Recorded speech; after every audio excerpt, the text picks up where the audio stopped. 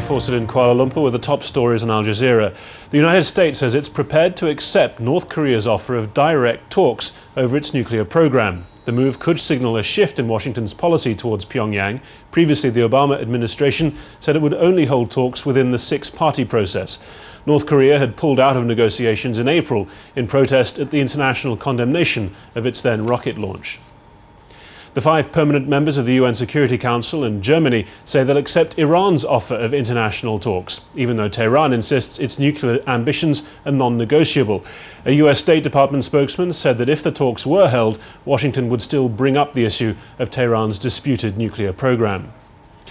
At least 13 people have been killed when rioters clashed with security forces in Kampala. It was the second day of violence in the Ugandan capital.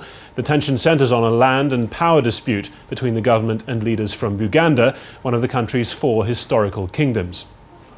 7 people have been arrested during a demonstration outside a North London mosque. A group called Stop the Islamisation of Europe had planned to rally there. Instead, hundreds of supporters of the British Muslim community turned out, as well as a strong police presence to prevent possible violence between the two sides.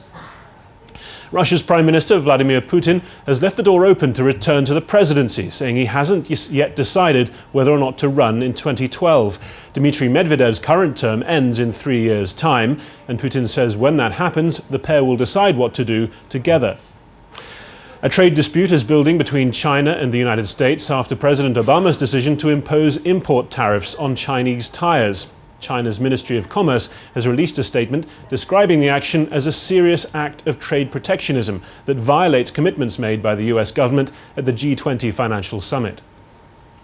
Sri Lanka says it's allowed almost 10,000 internally displaced people to return to their homes. They had been placed in government-run camps during the final months of the war with the Tamil Tigers, which ended in May. 250,000 Tamil refugees are still believed to be held in military-guarded camps.